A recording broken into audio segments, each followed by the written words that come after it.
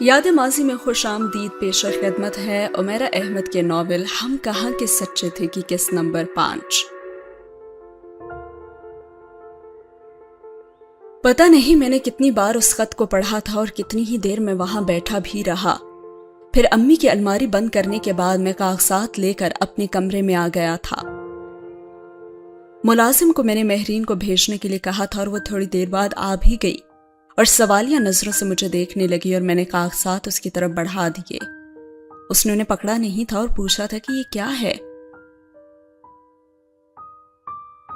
امی نے لاہور والا گھر اور زمین تمہارے نام کر دی ہے، یہ اسی کے کاغذات ہیں۔ لیکن مجھے تو ان کی ضرورت نہیں ہے۔ بہرحال یہ تمہارے ہیں، چاہے تمہیں ان کی ضرورت ہے یا نہیں۔ میں نے پیپرز کو ٹیبل پر پھینکتے ہوئے کہا تھا اور وہ خاموش رہی۔ بیٹھ جاؤ، میں نے اسے کہا تو وہ حیرانگی سے مجھے دیکھتے ہوئے صوفے پر بیٹھ گئی۔ اور پھر میں نے اسے کہا، جب میں نے تم سے شادی کی تھی تو میں نے فیصلہ کیا تھا کہ ساری زندگی میں تمہیں سکون نہیں دوں گا، بلکہ تمہیں کچھ بھی نہیں دوں گا۔ لیکن میری ماں کی آخری خواہش یہ ہے کہ میں تمہیں معاف کر دوں۔ سو مہرین، میں تمہیں معاف کرتا ہوں، حالانکہ یہ میرے لیے بہت مشکل کام ہے۔ میرے دل میں تمہارے لیے نفرت کے علاوہ اور کچھ بھی نہیں ہے، لیکن پھر بھی میں تمہیں معاف کرتا ہوں۔ جو پابندیاں میں نے تم پر لگائی تھی وہ آج سے ہٹا رہا ہوں۔ اب تمہیں حق دے رہا ہوں کہ تم جو چاہے کرو، جیسے چاہے ویسے رہو، جس سے چاہو ملو۔ وہ بے تاثر چہرے کے ساتھ مجھے دیکھتی رہی اور پھر اس نے کہا، لیکن مجھے معافی نہیں چاہیے، میں جیسی رہ رہی ہوں میں خوش ہوں، میں ایسے ہی رہنا چاہتی ہوں اور مجھے کسی بھی چیز کی ضرورت نہیں ہے۔ یہ سزا میرے لیے ٹھیک ہے اور بہت مناسب ہے، اور اب مجھے کوئی شکوہ بھی نہیں ہے۔ اور میں کچھ دیر اس کا چہرہ دیکھتا رہا۔ میں نے کہا ہے نا کہ تم جیسے چاہو رہ سکتی ہو، تم آزاد ہو۔ وہ میری بات ختم ہونے پر اٹھ کر کمرے سے چلی گئی تھی، اور مشل ٹھیک کہتی تھی کہ میں کہاں بہادر ہوں، میں تو بہت بزدل ہوں، جو بھی کہتا ہوں وہ کر نہیں پاتا۔ ایک بار پھر میں نے امی کی آخری خواہش کو مشل کی آخری خواہش پر ترجیح دی تھی، اور میں پھر بھی کہتا تھا کہ مجھے مشل سے محبت ہے۔ لیکن مہرین نے اپنی روٹین نہیں بدلی تھی، وہ اسی طرح رہتی تھی جیسے وہ پہلے رہتی تھی۔ پہلے ہی کی طرح وہ اپنا کھانا الگ پکاتی تھی، انہی کپڑوں میں ملبوس رہتی جو وہ پہلے پہنتی تھی، اسی طرح کارپٹ پہ سویا کرتی تھی۔ ویسے ہی سارا دن گھر کا کام کرتی رہتی تھی، اور اگر کسی جگہ بیٹھ جاتی تو کئی گھنٹے وہیں بیٹھی رہتی۔ اور میں نے اس کی کسی بھی حرکت پر اعتراض نہیں کیا تھا، اور میں اب ایسا کرنا بھی نہیں چاہتا تھا۔ پھر 2.5 سالوں میں پہلی بار میں نے اسے جیب خرچ کے لیے کچھ رقم دینے کی کوشش کی تھی، اور اس نے کہا تھا کہ مجھے ان روپوں کی ضرورت نہیں ہے، اور پتہ نہیں وہ روپے دیکھ کر کیوں خوفزدہ ہو گئی تھی۔ جب ضرورت پڑے تب انہیں خرچ کر لینا۔ میں نے روپے اس کے ہاتھ میں تھما دیے تھے، اور وہ عجیب سی نظروں سے انہیں دیکھتی رہی،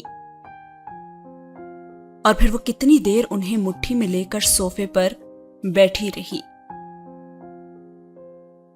اسی رات میں اسٹڈی میں بیٹھا کچھ فائلیں دیکھ رہا تھا جب اچانک مجھے کافی کی طلب ہونے لگی تھی، اور ملازم 2 گھنٹے پہلے مجھے کافی دے کر گیا تھا، اور عام طور پر میں رات کو کافی کا صرف ایک ہی کپ پیا کرتا تھا، لیکن اس رات مجھے بہت کام کرنا تھا، اس لیے میں کافی بنانے کے لیے خود کچن میں چلا گیا۔ ملازم اس وقت اپنے کوارٹر میں جا چکے تھے، لیکن کچن کی لائٹ آن تھی۔ مجھے یاد آیا کہ مہرین اس وقت کچن میں ہوگی، اور وہ رات کو کچن خود صاف کرنے کے بعد ہی कमरे में जाया करती थी। मैंने सोचा कि मैं उसे कॉफी बनाने के लिए कह दूंगा। मैं किचन में दाखिल हुआ तो पहली नजर में तो वो मुझे वहां नजर ही नहीं आई, लेकिन फिर गर्दन घुमाने पर वो मुझे नजर आ गई। डाइनिंग टेबल के दूसरी तरफ वो दीवार से टेक लगाए जमीन पर बैठी हुई थी और मैं दबे कदमों से उसकी तरफ गया था और वो कुछ बोलते हुए फर्श पर उंगली से कुछ लिख रही थी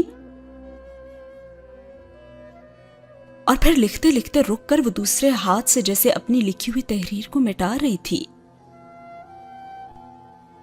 कभी वो लिखते लिखते रुककर अपनी दाईं जानिब यूं देखकर यूं बात करने लगती जैसे वहां उसके पास कोई बैठा हुआ है। फिर बात करते करते वो मुस्कुराती और फिर खिलखिलाकर हंस पड़ती। मैं उसकी बातें नहीं समझ पा रहा था कि वो क्या कह रही थी। वो बड़े मध्यम आवाज में बात कर रही थी। मैं बहुत देर तक वहां खड़ा रहा, लेकिन उसे एहसास नहीं हुआ कि मैं उसके पास खड़ा हूं। वो उसी तरह फर्श पे लिखती, मिटाती, दाईं जानिब देखकर बातें करती और मैं बेयकीनी के आलम में वहां खड़े उसे देखता रहा। और फिर मैंने उसे आवाज दी। पहली आवाज पर वो मेरी तरफ मुतवज्जा नहीं हुई थी, लेकिन दूसरी आवाज पे वो यकदम हड़बड़ा गई थी। उसने नजर उठाकर मुझे देखा और फिर हैरत भरे चेहरे के साथ खड़ी हो गई। मुझे फौरी तौर पर तो समझ नहीं आया कि मैं उसे क्या कहूं और उससे क्या पूछूं, और फिर मैंने यही कहा कि मुझे कॉफी चाहिए। और कुछ देर उसे देखते रहने के बाद मैंने उससे कहा था और वो सर हिलाकर खामोशी से कुकिंग रेंज की तरफ बढ़ गई। और मुझे हैरत हुई थी कि वो पानी बॉईल करने के लिए कॉफी मेकर की तरफ नहीं गई थी और मैं वहीं खड़ा बाजू लपेटे उसे देखता रहा। वो कुछ देर मानी खेज अंदाज में कुकिंग रेंज को ऑन ऑफ करती रही और फिर वो मुड़कर मुझे देखने लगी। उसकी आंखों में अजीब सी वहशत थी।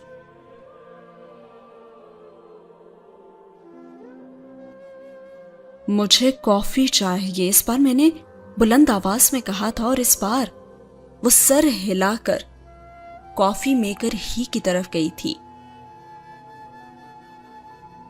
उसे निकालकर वो स्विच बोर्ड के पास स्लैब पर ले गई थी और फिर कुछ देर तक वो जैसे याद करने की कोशिश करती रही कि उसे क्या करना है। फिर वो सिंक के पास लगे फिल्टर से पानी लेने के बजाय फ्रिज के पास गई थी और वहीं से उसने पानी की बोतल निकाली थी और फिर उसने उस बोतल से कॉफी मेकर में पानी उंडेला था और उसने कॉफी मेकर को पानी से तकरीबन भर दिया था। फिर उसने कॉफी का जार और एक कप लाकर डाइनिंग टेबल पर रख दिया, लेकिन उसने कॉफी मेकर को तो ऑन ही नहीं किया था, बस उसके पास ही खड़ी रही। महरीन, तुमने कॉफी मेकर का स्विच ऑन नहीं किया। और उसने मेरी हदायत पर फौरन स्विच बोर्ड पर लगा स्विच ऑन कर दिया, ये देखे बगैर कि उसने कॉफी मेकर का प्लग भी अभी तक सॉकेट में नहीं लगाया था।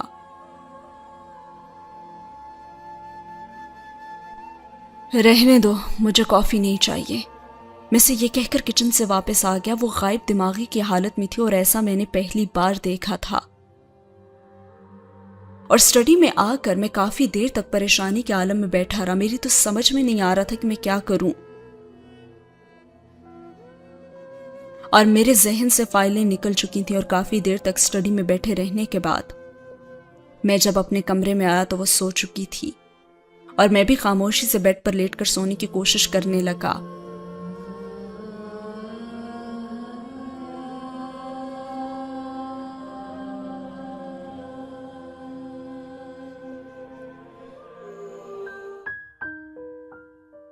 और सुबह मैंने देखा वो बिल्कुल नॉर्मल थी।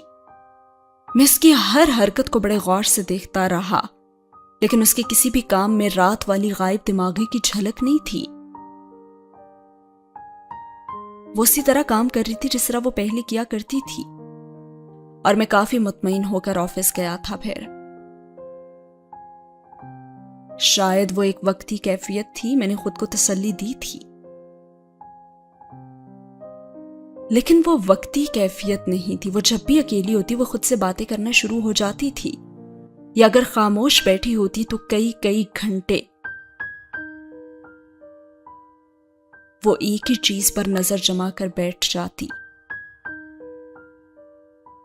پھر یکدم اسے چیزیں بھولنے لگتی تھی اور وہ سامنے رکھی ہوئی چیز کو بھی تلاش نہیں کر پاتی تھی، اور اس چیز کو وہ کونے اور کھدروں میں ڈھونڈنے لگ جاتی تھی۔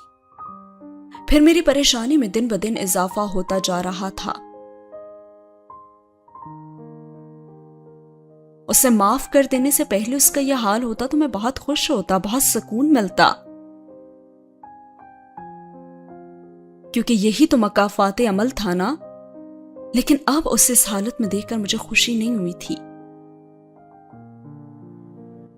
میں اب اسے مصروف رکھنے کے لیے کسی نہ کسی بہانے اسے مخاطب کرتا رہتا تھا تاکہ اس کا ذہن مصروف رہے۔ اور پھر ایک دن میں اس کے لیے کچھ کپڑے بھی لے کر آیا تھا اور میں نے اس سے کہا تھا کہ وہ ان میں سے کوئی لباس پہنے۔ اس نے خاموشی سے میرے حکم کی تعمیل کی تھی اور ایک لباس بدل کر آئی تھی۔ 2.5 سال بعد پہلی بار اس نے کوئی نیا لباس پہنا تھا، اور پھر مجھے اس سے کچھ کہنے کی ضرورت ہی پیش نہیں آئی تھی۔ وہ پتہ نہیں کہاں سے کچھ زیور بھی نکال لائی تھی اور ڈریسنگ ٹیبل کے سامنے بیٹھ کر انہیں پہننے لگی تھی۔ انہیں پہننے کے بعد وہ برش سے اپنے بال بھی سلجھانے لگی تھی، یکدم جیسے وہ کمرے میں میری موجودگی سے تو بے نیاز ہو گئی تھی۔ وہ بس بالوں میں برش کرتے ہوئے آئینے میں اپنے عکس کو دیکھتی جا رہی تھی، اور پھر پتہ نہیں کیا سوچ کر اس نے باری باری وہ تمام زیورات اتار دی اور ڈریسنگ ٹیبل کے سامنے سے اٹھ کھڑی ہوئی۔ اور میں نے اسے کہا تھا کہ انہیں کیوں اتار دیا، پہنی رہتی نا۔ اور اس نے ایک نظر زیورات کو دیکھا اور پھر میری طرف دیکھ کر کہا، زیورات تو صرف مشل کو اچھے لگتے ہیں نا۔ اور کسی نے میرے سینے میں خنجر گاڑ دیا تھا۔ میں تیزی سے دروازہ کھول کر کمرے سے نکل آیا۔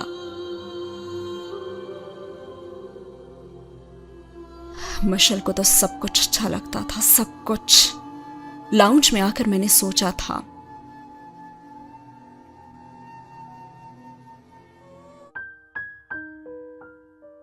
اور اس رات میری کمپنی کی اینول گیٹ ٹوگیدر ہو رہی تھی، اور فنکشن کپلز کے لیے ہی تھا، اور پتہ نہیں کیا سوچ کر میں نے اسے ساتھ چلنے کے لیے کہہ دیا۔ اور جب وہ تیار ہو کر میرے سامنے آئی تو کچھ دیر کے لیے تم اسے دیکھ کر حیران ہو گئے، کیونکہ وہ بہت اچھی لگ رہی تھی۔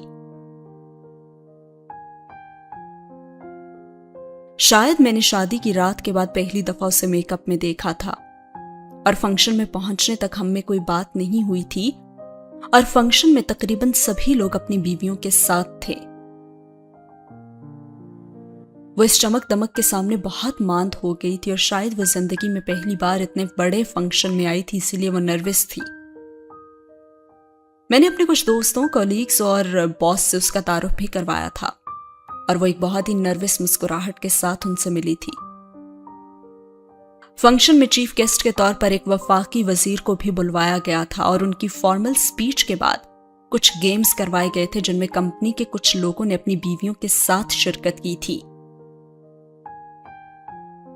میں خاموشی سے سافٹ ڈرنک کے سپ لیتا ہوا اپنی ٹیبل پر کچھ دوسرے کولیگز کے ساتھ بیٹھا اس ہنگامے کو دیکھتا رہا، اور ڈنر شروع ہونے سے کچھ ہی دیر پہلے فنکشن کے چیف آرگنائزر جاوید احمد میری طرف آئے تھے۔ مجھ سے کہنے لگے کہ سر، آپ اور آپ کی مسز کی سیٹ چینج کر دی گئی ہے، اب آپ منسٹر صاحب والی سیٹ پر بیٹھیں گے، اس لیے پلیز میرے ساتھ آ جائیں۔ اور میں ان کی اس بات پر بہت حیران ہوا تھا، اور ایک دم اتنی بڑی نوازش کس لیے کی گئی تھی مجھ پر، یہ میں سمجھ نہیں پایا تھا۔ اپنی کمپنی کے جی ایم اور منسٹر آف انفارمیشن کے ساتھ ایک ٹیبل پر ڈنر کرنا یقیناً اعزاز کی بات تھی۔ میں اور مہرین جاوید کے ساتھ چل پڑے، اور ان کی ٹیبل کی طرف جاتے ہوئے میں نے جی ایم اور منسٹر کو اپنی طرف ہی دیکھتے پایا تھا۔ اور جب ہم ان کی ٹیبل کے پاس پہنچے تو منسٹر صاحب اپنی کرسی سے اٹھ کھڑے ہوئے. دیکھ لیں مہرین صاحبہ، میں نے آپ کی ایک غلط فہمی تو دور کر دی ہے کہ ہم سیاستدان صرف الیکشنز کے دنوں میں ہی لوگوں کو پہچانتے ہیں اور سال کے باقی 11 مہینے تو ہماری یادداشت خراب ہی رہتی ہے. مگر مجھے تو نہ صرف آپ کا چہرہ یاد ہے بلکہ آپ کا نام بھی. وہ مہرین سے مخاطب ہوئے تھے اور میرے سر پر تو جیسے حیرت کا پہاڑ گرا تھا.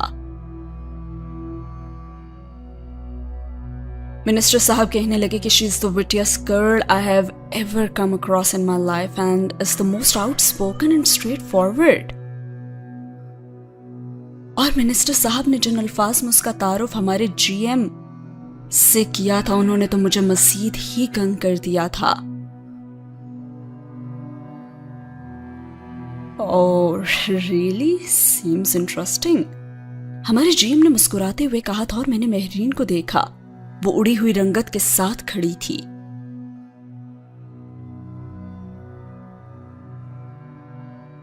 آپ ان کے شوہر ہیں؟ منسٹر صاحب نے مسکراتے ہوئے میری طرف ہاتھ بڑھا دیا. یس سر، میرا نام اسود علی ہے. ہاں جانتا ہوں، چند لمحے پہلے آپ کے جی ایم نے ہی آپ کے بارے میں بتایا ہے. پلیز بیٹھیے. انہوں نے مجھ سے بات کرتے ہوئے اچانک مہرین کو مخاطب کیا اور مہرین کرسی کھینچ کر بیٹھ گئی. ہم دونوں نے بھی اس کی پیروی کی.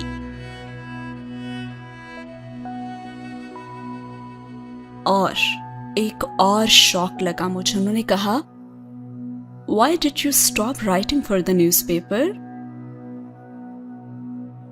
اور میں نے پھر چونک کر مہرین کو دیکھا. آج کا دن واقعی انکشافات کا دن تھا. Simply because I lost interest in it. Oh, so what are you doing these days?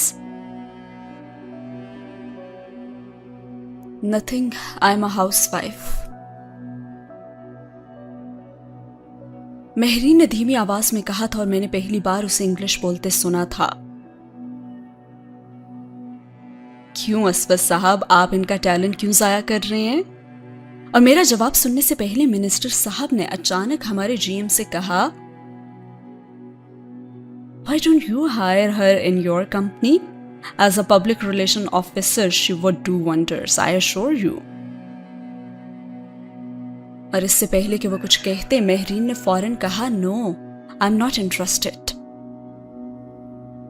Mehreen نے ہمارے جی ایم کے کچھ کہنے سے پہلے منسٹر صاحب کی آفر رد کر دی تھی اور انہوں نے بھی کہا کہ ٹھیک ہے جیسے آپ چاہیں، لیکن پھر بھی آپ جیسے لوگوں کو خدا گھر بیٹھ کر ضائع ہونے کے لیے نہیں بناتا. لیکن وہ ان کی بات پہ چپ رہی تھی اور گفتگو کا سلسلہ ایک بار پھر منسٹر صاحب نے ہی جوڑا تھا. ڈنر کے دوران بھی ان دونوں کے درمیان بات چیت ہوتی رہی تھی. اگرچہ زیادہ باتیں منسٹر صاحب ہی کر رہے تھے اور میں خاموشی سے سارے معاملے کو سمجھنے کی کوشش کرتا رہا. مجھے حیرت ہوئی تھی جب انہوں نے کہا تھا کہ وہ مہرین کے فین ہیں. وہ سب مہرین کی بات کر رہے تھے. کیا میرے ساتھ بیٹھی مہرین وہی تھی؟ وہ اس کی جن خوبیوں کی بات کر رہے تھے، جس کو سراہ رہے تھے، کیا وہ اس میں تھیں؟ اور میرا دماغ سوالوں میں الجھا ہوا تھا. ڈنر کے بعد فنکشن سے جانے سے پہلے منسٹر صاحب نے مجھے اپنا وزٹنگ کارڈ اپنے دستخط کے ساتھ یہ کہہ کر دیا تھا کہ انہیں ہمارا کوئی بھی کام کر کے خوشی ہوگی. اور اس رات فنکشن سے واپسی پر بھی میں بری طرح سے الجھا ہوا تھا. وہ منسٹر مہرین سے ایک بار کالج میں ملے تھے، اور کس حیثیت سے؟ کہ صرف ایک بار ملنے پر ویسی بے تکلفی ہو سکتی ہے جیسی وہ ظاہر کر رہے تھے؟ اور مہرین کے فین کیوں تھے؟ وہ اس کی کن صفات کا بار بار تذکرہ کر رہے تھے؟ میں نے گھر آ کر مہرین سے کچھ نہیں پوچھا تھا اور مجھے اس کی ضرورت نہیں تھی. کپڑے چینج کر کے میں بیڈ پر آ کر لیٹ گیا اور وہ ڈریسنگ ٹیبل کے سامنے جیولری اتارنے بیٹھی ہوئی تھی، لیکن جیولری اتارنے کے بعد بھی وہیں بیٹھی رہی اور مسلسل آئینے پر نظریں جمائے۔ میں کچھ دیر تک اس کے اٹھنے کا انتظار کرتا رہا، لیکن جب کافی دیر تک اسی حالت میں بیٹھی رہی اور کوئی حرکت ہی اس نے نہیں کی تو میں نے اس کا نام پکارا، لیکن وہ میری طرف متوجہ نہیں ہوئی تھی۔ میں نے دوبارہ اس کا نام لیا، لیکن اس نے تب بھی میری طرف نہیں دیکھا تھا اور میں اٹھ کر بیڈ پر بیٹھ گیا، اور پھر بہت اچانک اس کے جسم میں حرکت پیدا ہوئی تھی اور اس نے آئینے پر اپنا ہاتھ رکھ دیا تھا، اور پھر اپنا ہاتھ اسی طرح عکس پر پھیرنا شروع کر دیا تھا جیسے وہ اسے محسوس کرنا چاہ رہی ہو، اور پھر اس نے اپنا دوسرا ہاتھ بھی آئینے پر رکھ دیا اور وہ کچھ بڑبڑا بھی رہی تھی۔ مہرین، مہرین، میں نے ایک بار پھر اسے بلایا تھا، لیکن وہ میری طرف متوجہ نہیں تھی۔ پہلی دفعہ میری موجودگی میں وہ خود سے باتیں کرنا شروع ہو گئی تھی، ورنہ اس سے پہلے وہ صرف اکیلے میں ایسا کرتی تھی۔ میں بیڈ سے اٹھ کر اس کے پاس چلا آیا۔ اس کے چہرے کی کیفیت نارمل نہیں تھی، چند گھنٹے پہلے کی مہرین نہیں تھی وہ۔ میں نے اس کے بازو کو پکڑ کر اسے زور سے جھنجھوڑا تو یکدم وہ جیسے کسی جادو کے اثر سے باہر آ گئی تھی، اور میں نے الجھی ہوئی نظروں سے اسے دیکھا اور کہا، کیا کر رہی تھی تم؟ میں نے اس سے پوچھا تھا،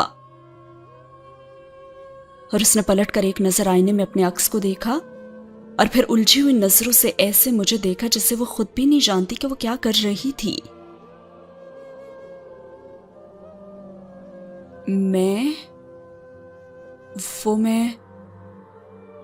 وہ ایک لفظ کہہ کر سوچ میں پڑ گئی تھی۔ جاؤ کپڑے بدل لو، میں بے دلی سے اسے کہہ کر واپس اپنے بیڈ پر آ گیا تھا۔ وہ کچھ دیر وہاں کھڑے رہنے کے بعد ڈریسنگ روم میں چلی گئی اور مجھے اسے کسی سائیکیٹرسٹ کو دکھانا چاہیے۔ میں نے پہلی بار اس کی اس حالت کے بارے میں اب سوچنا شروع کیا تھا، لیکن اس سے پہلے کہ مجھے کسی سائیکیٹرسٹ کو دکھا پاتا ایک اور عجیب واقعہ ہوا تھا۔ اس فنکشن کے چند دن بعد لاہور سے میرے ایک دوست کے چھوٹے بھائی اپنے ایک کاروباری معاملے کے سلسلے میں مجھ سے ملنے آیا تھا، اور آفس میں اس معاملے پر بات چیت کرنے کے بعد میں نے اسے لنچ پر بھی انوائٹ کیا تھا۔ اس دن خانسامہ چھٹی پر تھا اور ملازم کچھ سامان لینے گیا ہوا تھا۔ میں نے مہرین کو چائے تیار کر کے لانے کے لیے کہا تو آدھے گھنٹے بعد جب وہ چائے کی ٹرالی کے ہمراہ ڈرائنگ روم میں داخل ہوئی تو عدنان اسے دیکھ کر یکدم کھڑا ہو گیا تھا۔ مہرین، آپ؟ اس کے منہ سے بے اختیار نکلا تھا اور مہرین نے ایک نظر اس پہ ڈالی۔ سوری، میں آپ کو نہیں جانتی، اس نے ٹرالی پاس لا کر کھڑی کرتے ہوئے کہا۔ میں عدنان ناصر ہوں، آپ کا کلاس فیلو۔ اور وہ اسے دیکھے بغیر چائے بناتے ہوئے بولی کہ مجھے یاد نہیں ہے، اور عدنان اس کی بات پر حیران ہوا تھا۔ ڈرائنگ روم میں بالکل خاموشی تھی اور عدنان شرمندہ سا ہو کر بیٹھ گیا تھا اور وہ کچھ عجلت میں چائے بنا رہی تھی، یوں جیسے وہ جلد از جلد وہاں سے بھاگ جانا چاہتی ہو، اور میں خاموشی سے صورتحال کو سمجھنے کی کوشش کر رہا تھا۔ وہ چائے سرو کرنے کے بعد باہر چلی گئی تھی۔ آپ مہرین کے کلاس فیلو ہیں؟ میں نے عدنان سے پوچھا۔ جی، میں ان کا کلاس فیلو تھا، وہ کچھ کھسیانی مسکراہٹ کے ساتھ بولا۔ تو پھر اس نے آپ کو پہچانا کیوں نہیں؟ پتہ نہیں، شاید میری شکل پہلے سے بہت بدل گئی ہے، اسی لیے شاید۔ ویسے آپ سے کیا رشتہ ہے مہرین کا؟ میری بیوی ہے۔ اور اس کے چہرے پر ایک رنگ سا لہرایا تھا اور کچھ دیر کی خاموشی کے بعد اس نے کہا، پھر تو بہت لکی ہیں آپ۔ کیوں؟ مہرین آپ کی بیوی ہے نا، اس لیے۔ یہ ہماری یونیورسٹی کی سپر سٹار تھیں، آدھی یونیورسٹی ان کی فین تھی. بہت ٹیلنٹڈ تھی اور بہت زبردست پرسنالٹی تھی ان کی. میں بھی ان کے ایڈمائررز میں سے ہوں، اور ہمارے ڈپارٹمنٹ کا کوئی بندہ آپ کو ایسا نہیں ملے گا جو مہرین سے ملا ہو اور اس سے امپریس نہ ہوا ہو. اور میں حیرت سے اس کے چہرے کو دیکھتا رہا کہ وہ کیا کہہ رہا تھا. لیکن مہرین نے تو کبھی کسی ایکٹیویٹی میں حصہ نہیں لیا نا، وہ تو بہت شائع اور ریزرو ہوتی تھی یونیورسٹی میں. اور اس پر تو وہ حیران ہوا تھا اور کہنے لگا، ارے نہیں، وہ تو یونیورسٹی کی سب سے پر اعتماد لڑکی تھی، اور ایسی تو کوئی ایکٹیویٹی تھی نہیں جس میں اس نے کوئی کارنامہ نہ کیا ہو. آپ کو کوئی بہت بڑی غلط فہمی ہوئی ہے، میں نے اس سے کہا. نہیں، مہرین یہ کام نہیں کرتی تھی، لیکن ہاں میری ایک اور کزن تھی جس کا نام مشل تھا، وہ بہت آؤٹ اسٹینڈنگ تھی ان چیزوں میں. ہاں، مہرین کی ایک کزن مشل تھی جس کی ڈیتھ ہو گئی تھی، اور ہم لوگ تعزیت کے لیے گئے بھی تھے ان کے گھر پہ.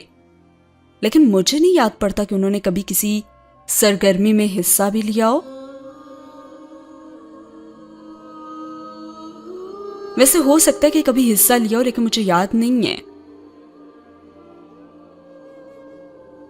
ارے آپ کیا کہہ رہے ہیں؟ مشل یونیورسٹی کی میگزین کی ایڈیٹر تھی نا.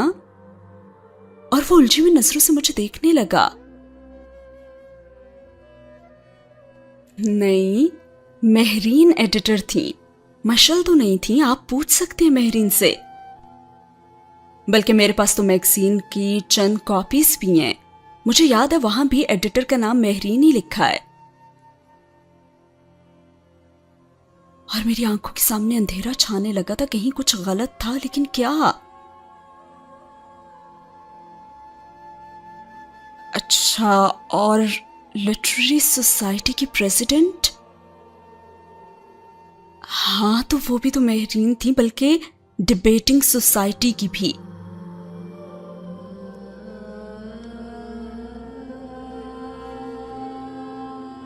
اور بھی ایسی سوسائٹی اور کلب تھے جن کی پریزیڈنٹ مہرین ہی تھیں. بہت ہولڈ تھا ان کا ہر چیز پر. اور مجھے تو لگا میرے سر پر کسی نے بہت بڑا پہاڑ گرا دیا تھا. میں کچھ بھی نہیں گول پایا تھا، بس خاموش رہا اور چائے پیتا رہا اور اس کا چہرہ دیکھتا رہا. اور میں سوچنے لگا کہ اسے یقیناً کوئی غلط فہمی ہوئی ہوگی. میں نے خود کو تسلی دی تھی، اور اس کے جانے کے بعد میں واپس کھانے کی ٹیبل پر آ کر بیٹھ گیا. تب مہرین وہاں سے برتن اٹھا رہی تھی اور میں اس کا چہرہ دیکھنے لگا.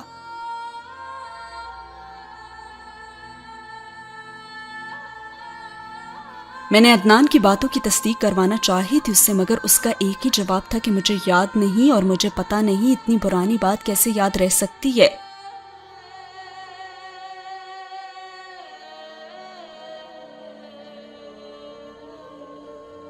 اسے 2.5-3 سال پہلے کی باتیں یاد نہیں تھیں، اور اسے کیا یاد تھا پھر؟ اور اسی کے ساتھ یہ سین ہوا ختم.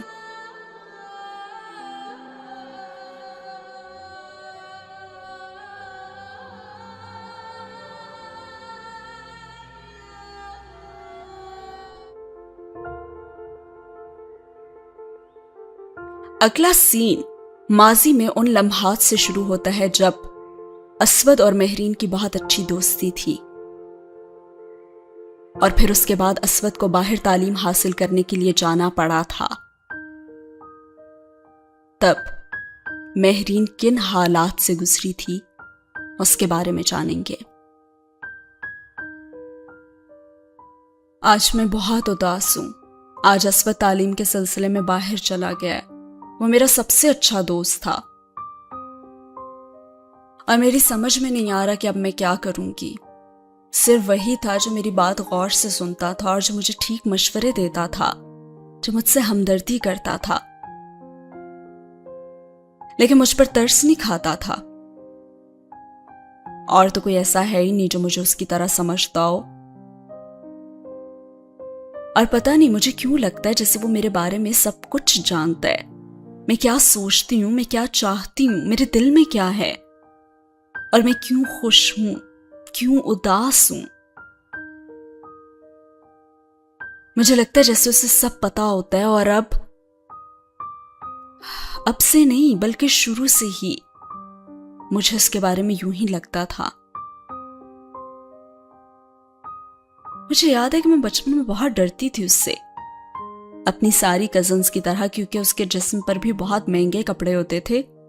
وہ بہت خوبصورت تھا میرے سبھی کزنز کی طرح، اور میں تو بہت بری ہوں۔ امی نا ہمیشہ بچے کھچے کپڑوں کے ٹکڑے جوڑ کرنا اپنی طرف سے بہت ڈیزائننگ کر کے میری فراک بناتی تھی، لیکن وہ فراک میرے کزنز کے کپڑوں کے سامنے بالکل بھی اچھا نہیں لگتا تھا، اور مجھے یوں لگتا تھا جیسے اس فراک کے ہر کونے میں لکھا ہے کہ میں بچا ہوا کپڑا ہوں۔ امی کے پاس تو اتنے پیسے بھی نہیں ہوتے تھے کہ وہ میرے لیے کوئی اچھا جوتا ہی خرید لیں۔ ویسے جلتی بجھتی لائٹوں والا جوتا جیسا اسفند اور میری کزنز پہنتے تھے، لیکن وہ تو بس میرے لیے 5 روپے والا چپل ہی خرید سکتی تھی۔ لیکن امی بھی کیا کریں، ان کے پاس تو اپنا جوتا خریدنے کے لیے بھی پیسے نہیں ہوتے تھے، اسی لیے میں ضد بھی نہیں کرتی تھی۔ اور جب بھی نانی کے گھر جانا ہوتا نا، امی میرے بالوں کو اچھی طرح کپڑے دھونے والے صابن سے دھوتی اور پھر چھوٹی چھوٹی چٹیاں بنا دیتی۔ اور پھر جب ہم نانی کے گھر آتے تو اپنی کزنز کے کھلے ہوئے اور چمکدار اور خوشبو سے مہکتے ہوئے بالوں کو دیکھ کر میں یہی سوچتی کہ امی میرے بالوں کو شیمپو سے کیوں نہیں دھوتی۔ اتنے برے لگتے تھے مجھے میرے بال، اور مجھے کبھی بھی نانی کے گھر جانا اچھا نہیں لگتا تھا، کیونکہ وہاں جو لوگ رہتے تھے وہ ہم سب سے بہت برتر تھے، مالی لحاظ سے بھی اور شکل و صورت کے اعتبار سے بھی۔ پھر کسی کو ہماری زیادہ پرواہ بھی تو نہیں ہوتی تھی نا، امی سے تو پھر بھی کوئی بات کر لیتا تھا، لیکن مجھے تو سب نظر انداز کرتے تھے۔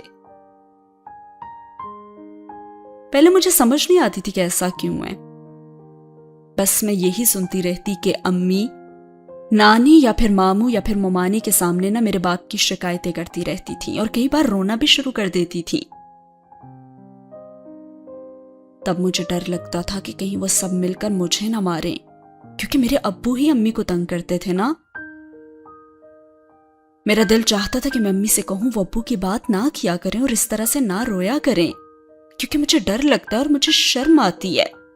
سب بچے کیا سوچتے ہوں گے کہ میرے ابو کیسے ہیں، لیکن مجھے یہ سب کہنا نہیں آتا تھا، اور میں بس سوچتی تھی۔ میں جب بھی وہاں جاتی امی سے چپک کر بیٹھی رہتی، نانی مجھے بسکٹ یا مٹھائی کا ایک ٹکڑا دے دیتی جو واپسی تک میرے ہاتھ میں دبا ہی رہتا تھا، کیونکہ مجھے سمجھ نہیں آتا تھا کہ میں اسے کیسے کھاؤں، یا شاید میں کمرے میں رکھی ہوئی چیزوں کو دیکھنے میں اتنی مگن ہوتی تھی کہ میرا دھیان کھانے پر جاتا ہی نہیں تھا۔ اور پھر جب ہم نانی کے گھر گئے تھے نا ایک بار، تو وہاں ایک عورت بیٹھی تھی، بالکل امی جیسی تھی۔ اس کے کپڑے بہت خوبصورت تھے اور اس نے بہت سا زیور بھی پہنا ہوا تھا۔ امی نے مجھے بتایا تھا کہ وہ افی خالہ ہیں، وہ ملک سے باہر رہتی ہیں اور اب پاکستان آئی ہوئی تھی۔ افی خالہ نے نا امی سے گلے ملنے کے بعد مجھے بھی گود میں اٹھا لیا تھا اور بہت بار میرا منہ چوما تھا۔ مجھے بہت ڈر لگا تھا، پہلی بار کسی نے میرا منہ چوما تھا نا اور مجھے گود میں اٹھایا تھا، حالانکہ مجھ پر کسی کو پیار نہیں آتا تھا، اور وہ مجھے اسی طرح گود میں لیے بیٹھی رہی، اور پھر ایک بہت پیارا سا بچہ کمرے میں آیا تھا۔ افی خالہ نے اس سے میرا تعارف کروایا تھا اور انہوں نے بتایا تھا یہ اسود ہے میرا بیٹا، کلاس 2 میں پڑھتا ہے، اور اسود یہ مہرین ہے، تمہاری حبیبہ خالہ کی بیٹی۔ اور اسود نے مسکراتے ہوئے میری طرف ہاتھ بڑھا دیا تھا اور میری سمجھ میں نہیں آیا تھا کہ میں کیا کروں، لیکن افی خالہ نے میرا ہاتھ پکڑ کر آگے کر دیا تھا اور اس نے مجھ سے ہاتھ بھی ملایا تھا۔ میں گھبرا گئی تھی، اس کا ہاتھ اتنا سفید اور نرم تھا اور میرا اتنا سانولا اور پتلا سا۔ اور پھر افی خالہ نے مجھے نیچے اتارتے ہوئے کہا تھا کہ اسود اسے ساتھ لے جاؤ اور جا کر کھیلو، اور اسود نے بھی بلا کسی ہچکچاہٹ کے میرا ہاتھ پکڑ لیا اور مجھے باہر لان میں لے آیا تھا، اور میں بھی کسی معمول کی طرح اس کے ساتھ باہر آ گئی تھی۔ بڑے ماموں کی بیٹی عالیہ نے مجھے دیکھ کر پتہ ہے کیا کہا تھا؟ اب تم مہرین کو کھیلنے کے لیے لے آئے ہو، لیکن ہماری تو ٹیم پوری ہو چکی ہے۔ میں اس کی بات پر بہت شرمندہ ہوئی تھی، لیکن اسود نے بڑے اطمینان سے کہا تھا کہ کوئی بات نہیں، ہم کچھ اور کھیل لیتے ہیں۔ لیکن عالیہ باجی تو بزدتی کہنے لگی، نہیں ہم تو یہی کھیلیں گے، اتنا مزہ آ رہا ہے، اور مہرین تو پہلے بھی کبھی نہیں کھیلتی۔ اور پھر میں نے اسود کے ہاتھ سے اپنا ہاتھ چھڑوانا چاہا تھا اور کہا کہ مجھے کھیلنا نہیں آتا اور مجھے نہیں کھیلنا۔ تم کھیلو گی تو کھیلنا آئے گا نا، اور ایسے کیسے آئے گا؟ اسود نے مجھ سے کہا تھا، لیکن میں بھاگتی ہوئے اندر امی کے پاس چلی آئی تھی۔ یہ اسود سے میری پہلی ملاقات تھی، اور امی کے ساتھ گھر جانے کے بعد بھی مجھے وہ بہت دیر تک یاد آتا رہا تھا۔ افی خالہ نے مجھے ڈھیروں کھلونے اور کچھ چاکلیٹس اور سویٹس بھی دی تھی، اور گھر جا کر میں سارا دن ان کھلونوں سے کھیلتی رہی تھی۔ میرے پاس چابی سے چلنے والا کوئی کھلونا تو نہیں تھا، اور جو کھلونے تھے وہ بھی بہت سستے تھے، اور بہت دنوں تک میں گھر میں ہر آنے جانے والے کے سامنے وہ کھلونے لیے پھرتی۔ افی خالہ مجھے بہت اچھی لگنے لگی تھی۔ پھر انہی دنوں میں ابو کی ڈیتھ ہو گئی تھی، اور تب میں شاید 7 سال کی تھی، جب ایک دن دوپہر کے وقت کچھ لوگ ابو کو ایک چارپائی پر ڈال کر لائے تھے، اور ان کے سارے کپڑے کیچڑ سے بھرے ہوئے تھے، اور ان کے بال بھی کیچڑ سے اٹے ہوئے تھے۔ وہ نشہ کر کے کسی نالی میں گر گئے تھے، اور پھر زیادہ مدہوش ہونے کی وجہ سے وہیں مر گئے تھے، اور گھر میں تو ایک دم کہرام مچ گیا تھا، اور میری دادی اور پھپھو اور چچا اور امی سب دھاڑے مار مار کر رو رہے تھے، لیکن میری سمجھ میں نہیں آ رہا تھا کہ کیا ہوا ہے، مرنا کیا ہوتا ہے، اور مرنے اور سونے میں کیا فرق ہوتا ہے۔ ابو سے بہت اجنبیت تھی، وہ عام طور پر نشے میں ہی ہوتے تھے، اور جب مدہوش ہوتے تھے تو گھر کے کسی کونے میں پڑے رہتے تھے، اور جب پرسکون حالت میں ہوتے تھے تو یا تو امی سے جھگڑتے یا گھر کے کسی اور فرد سے۔ انہیں میرا خیال کبھی نہیں آتا تھا۔ ان کا پیار بس یہ ہوتا کہ کبھی کھانا کھاتے ہو یا کچھ اور کھاتے ہوئے وہ مجھے کچھ نہ کچھ دے دیتے تھے، اور میں اسی پر ہی خوش ہو جاتی تھی۔ اور پھر جب وہ لڑتے تھے یا نشہ کر کے لیٹے ہوئے ہوتے تھے تو مجھے ان سے بہت ڈر لگتا تھا۔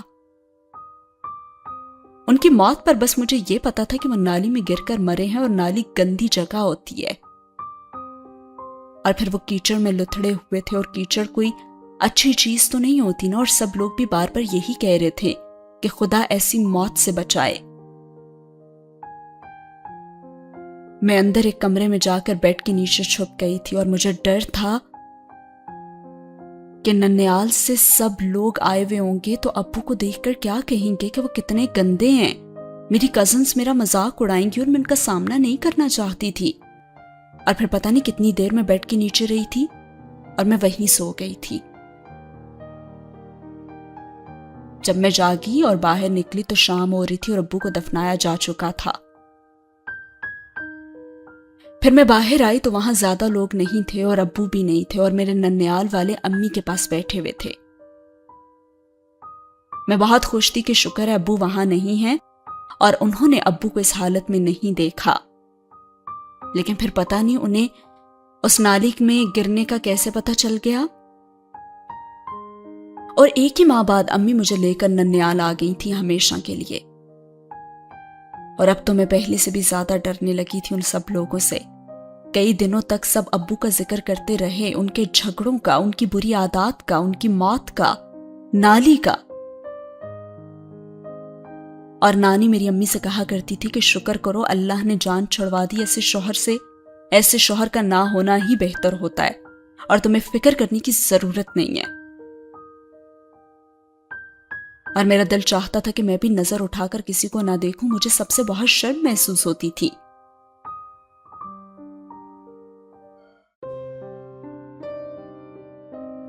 ननियाल आने के बाद अम्मी ने मेरा स्कूल बदल दिया था और अब मैं भी अपनी कजिन्स के साथ बहुत बड़े स्कूल में जाती थी। मेरा पहला 4 कमरे का स्कूल इस स्कूल के एक ब्लॉक के बराबर भी नहीं था। सब कुछ बहुत डरावना लगता था मुझे। यहां कोई भी मेरा दोस्त नहीं था। और फिर कुछ माह बाद एक दिन अम्मी मुझे अफी खाला के घर ले गई थी। असवद का घर तो नानी के घर से भी बड़ा था। अफी खाला ने मुझे देखकर फिर उठा लिया था और वो मुझे अंदर ले गई थी। और फिर उन्होंने असवद को आवाज दी थी। मैं ड्राइंग रूम में आकर और भी हैरान हुई थी कि वहां ऐसी ऐसी चीजें थी जो मैंने कभी देखी भी नहीं थी। अफी खाला ने मुझे सोफे पर बिठा दिया था और तभी असवद भी अंदर आ गया था।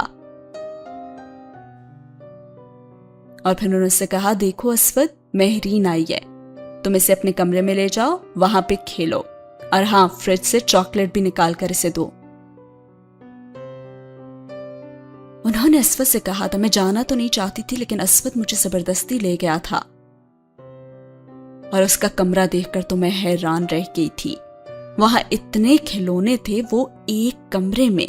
वो एक कमरा टॉय शॉप लग रहा था। और उसके कमरे में टीवी और वीसीआर भी था। और वो इस वक्त एक वीडियो गेम खेल रहा था और मुझे भी टीवी के पास ले गया। और उसने मुझसे पूछा कि क्या तुम्हें गेम खेलनी आती है? उसने कंट्रोलर हाथ में लेते हुए पूछा था और मैंने कहा कि नहीं। और वो कुछ देर तो खामोशी से खेलता रहा और मैं कंट्रोलर पर हरकत करती उसकी उंगलियों को देखती रही। और फिर अचानक उसने कंट्रोलर मेरे हाथ में थमा दिया और कहा, तुम खेलो जरा, ये इतना भी मुश्किल नहीं है। और मैं घबरा गई थी। नहीं, मुझे खेलना नहीं आता। मैं खौफजदा थी कि किसी बटन को प्रेस करने से कहीं गेम खराब ही ना हो जाए। और फिर उसने मुझे बताया कि बहुत आसान है, ये ऐसे खेलते हैं। उसने कंट्रोल पर हाथ चलाकर मुझे दिखाया था। चलो अब तुम करो। और मैंने झिझकते हुए बटन दबाया था और उसने मेरा हाथ पकड़कर गेम खेलना शुरू कर दिया था, बिल्कुल वैसे जैसे कोई बच्चे का हाथ पकड़कर उसे लिखना सिखाता है। कुछ देर तक तो मैं डरती रही, लेकिन वो बड़ी महारत से मेरा हाथ पकड़कर बटनों को आगे पीछे करता रहा। और स्क्रीन पर नंबर बढ़ रहे थे और मैं मुस्कुराने लगी थी। शायद बहुत अरसे के बाद मैं तब मुस्कुराई थी। और वो गेम खेलते हुए चीखें मारता, स्कोर करने पर मुंह से आवाजें निकालता, नारे लगाता, चांस लूज करने पर खुद को डांटता, मुझे गेम सिखा रहा था। और एक गेम खेलने के बाद उसने मुझे कंट्रोलर दे दिया और कहा, अब तुम खेलो। मैंने इनकार किए बगैर कंट्रोलर थाम लिया और उसने गेम स्टार्ट कर दी। और फिर मुझे हिदायत देने लगा और मैं उसकी हिदायत के मुताबिक लरसते हाथों से बटन दबाती रही। और इसके बाद वो मेरे और अपने लिए ट्रे में कुछ खाने पीने की चीजें भी लेकर आया था। और पहली दफा मुझे किसी के घर कुछ खाते हुए झिझक महसूस नहीं हुई थी। मैं उससे बातें करती रही, बेकार बेमायनी बातें, लेकिन वो इसी तरह सुनता रहा जैसे वो बहुत कमाल की गुफ्तगू थी। और फिर वो मुझे अपने खिलौने दिखाता रहा। उस रात वहां से वापसी पर मैं बहुत खुश थी। मैंने अम्मी से कहा था कि अम्मी, हम लोग फिर कब जाएंगे? और मैं उनके घर जाने का इंतजार करती थी। हम दोनों खेलते थे, बातें करते थे, और वो मेरे कहे बगैर कोई भी खिलौना उठाकर मुझे दे दिया करता था और कहता था कि अच्छा, तुम ये खेलने के लिए ले जाओ और जब मैं आऊंगा तो वापस ले जाऊंगा। लेकिन फिर जब भी वो आता तो कभी भी अपना खिलौना वापस लेकर नहीं जाता था, बल्कि कहता था, अरे मैंने तो और ले लिया, अब तुम रख लो ये वाला। और फिर आहिस्ता आहिस्ता मेरी अलमारी खिलौनों से भरती गई। और जब भी नन्याल आता तो सबसे ज्यादा मेरे साथ खेलता, और अगर कभी कोई मुझे अपने साथ खिलाने से इनकार करता तो वो खुद भी खेलने से इनकार कर देता। मैं उसे अपनी कॉपियों पर टीचर्स के दिए हुए स्टार्स भी दिखाती तो वो खुद भी अपनी जेब में रखे हुए पेन से उन पर स्टार्स बनाता या टीचर के रिमार्क्स के नीचे वही रिमार्क्स लिख देता। मैं हमेशा अपनी चीजों से दिखाने के लिए उसका इंतजार करती थी। اپنے بیگ میں کچھ نہ کچھ سویٹس جمع کرتی رہتی کہ جب وہ آئے گا تو مل کر کھائیں گے، اور پھر ہم دونوں مل کر وہ سویٹس اور دوسری چیزیں کھاتے، اور مجھے بہت فخر محسوس ہوتا تھا کہ میں نے بھی اسے کچھ کھلایا ہے۔ اور وقت گزرنے کے ساتھ ساتھ ہم دونوں کی دوستی بہت مضبوط ہو گئی۔ وہ بہت صاف کو اور بہت سچا تھا، اسے جھوٹ اور منافقت سے نفرت تھی، اور مجھے باقی چیزوں کے ساتھ یہ بات بھی بہت پسند تھی۔ میں اپنے جذبات اور احساسات کے بارے میں اس سے کبھی بات نہیں کرتی تھی، اور میں اسے کبھی بھی اسے ان کمپلیکسز کے بارے میں نہیں بتاتی تھی، کیونکہ میں شرمندہ ہونا ہی نہیں چاہتی تھی۔ مجھے لگتا تھا وہ مجھے بہت بہادر اور بہت مضبوط دیکھنا چاہتا ہے، اور میں یہی ظاہر کرنا چاہتی تھی کہ میں ایسی ہی ہوں۔ اب ہماری ملاقاتیں پہلے کی طرح زیادہ تو نہیں ہوتی تھی، لیکن پھر بھی ہفتے میں ایک بار تو ہم مل ہی لیتے تھے۔ کبھی وہ یہاں آ جاتا، کبھی میں ان کے گھر چلی جاتی، کبھی وہ فون کر لیا کرتا تھا، اور اب ہم کھلونوں سے نہیں کھیلتے تھے، اب ہم دوسری چیزوں کے بارے میں باتیں کرتے تھے۔ وہ اپنے پلانز بتاتا رہتا تھا کہ مجھے اس سال یہ کرنا ہے، اس سال یہ، اور اس سال یہ۔ اس کے پاس اپنے اگلے 20 سالوں کی پلاننگ موجود تھی۔ وہ اتنا ذہین تھا کہ مجھے اس پر رشک آتا تھا۔ ہر بات کا اسے پتا ہوتا تھا، اور ہر مسئلے کا حل اس کے پاس ہوتا تھا۔ میرا دل چاہتا تھا کہ میں ہر وقت اس کی باتیں سنتی رہوں۔ اس نے کبھی مجھے میری کم مائیگی کا احساس نہیں دلایا تھا، اور کبھی یہ جتایا نہیں تھا کہ میری شکل و صورت کتنی عام ہے، یا یہ کہ مجھ میں کوئی بھی خاص بات نہیں ہے۔ وہ معمولی بات پر بھی میری تعریف کرتا، ایسے کام کی بھی جس پر شاید کوئی بات کرنا بھی گوارا نہ کرتا ہو۔ اور میرا دل چاہتا کہ میں اسے بتاؤں کہ میں اسکول میں کن کن چیزوں میں حصہ لیتی رہتی ہوں، کون کون سے کام کرتی رہتی ہوں، لیکن میں اسے کبھی بھی یہ بتانے کی ہمت نہیں کر پاتی تھی۔ وہ غیر نصابی سرگرمیوں میں زیادہ دلچسپی نہیں لیتا تھا، اور مجھے لگتا تھا کہ شاید ان چیزوں میں میری اچیومنٹس کو وہ زیادہ اہمیت نہیں دے گا۔ میں نے کبھی اسے بتایا نہیں تھا کہ میں شاعری کرتی ہوں، یا تقریریں کرتی ہوں، یا کمپیئرنگ کرتی ہوں۔ مجھے لگتا تھا کہ وہ ہنس پڑے گا اور کبھی یقین نہیں کرے گا کہ میں بولنے والا بھی کوئی کام کر سکتی ہوں، کیونکہ وہ کہتا تھا تم بہت کم بولتی ہو، حالانکہ زیادہ بولنا چاہیے، کم از کم اتنا تو بولنا چاہیے کہ مقابل آپ کو جاہل نہ سمجھے۔ مگر پھر بھی ہم دونوں میں بہت اچھی دوستی تھی۔ میرے علاوہ خاندان میں اس کی کسی کے ساتھ اتنی بنتی نہیں تھی۔ وہ جھگڑالو نہیں تھا، لیکن بڑا ہو کر کافی ریزرو ہو گیا تھا۔ مجھے بہت اچھا لگتا تھا کہ کوئی تو ہے جو خاندان میں صرف مجھے اہمیت دیتا ہے اور کسی اور کو نہیں، حتیٰ کہ مشل کو بھی نہیں۔ وہ ہر سال میری برتھ ڈے پر مجھے کارڈ اور تحفہ ضرور بھیجتا تھا، اور یہ واحد کارڈ اور گفٹ ہوتا جو مجھے ملتا تھا۔ میں نے کبھی بھی ان تحفوں میں ملے ہوئے پرفیومز یا دوسری چیزوں کو استعمال نہیں کیا تھا۔ مجھے ڈر لگتا تھا کہ کہیں وہ ختم ہی نہ ہو جائیں، اور میں انہیں ہمیشہ پاس رکھنا چاہتی تھی۔ اور اب وہ باہر چلا گیا تھا۔ ابھی تھوڑی دیر پہلے وہ سب سے ملنے آیا تھا، اور مجھ سے بھی ملا تھا۔ میرا دل چاہا تھا کہ میں رونے لگوں، پتہ نہیں اب میں اسے کب دیکھوں گی، اور پتہ نہیں اب یہ دوستی رہے گی بھی یا نہیں۔ اور اس نے مجھے کہا تھا کہ میں اسے خط لکھا کروں، اور وہ بھی مجھے خط لکھے گا۔ لیکن خط لکھنے سے کیا ہوگا؟ میں اسے دیکھ تو نہیں سکوں گی نا، اور نہ ہی اس سے بات کر سکوں گی۔ مجھے اپنا آپ بہت تنہا لگ رہا ہے، اور مجھے بہت رونا آ رہا ہے۔ اور یہ بات اس نے اپنی ڈائری میں 22 فروری 1983 کو لکھی تھی، اور سین ہوا ختم۔ اور اسی کے ساتھ آج کی ایپیسوڈ بھی۔ کیسی لگی آج کی ایپیسوڈ کامنٹ سیکشن میں ضرور بتائیے گا، اور اگلی ایپیسوڈ میں ہم اس کی ڈائری کا ایک اور نیا پیج آپ کے ساتھ شیئر کریں گے۔ اور میرا یہ انکشاف کہ مشعل وہ نہیں ہے جو کہ نظر آ رہی ہے، واقعی سچ ثابت ہوا۔ ملتے ہیں اگلی ایپیسوڈ میں۔ اللہ حافظ۔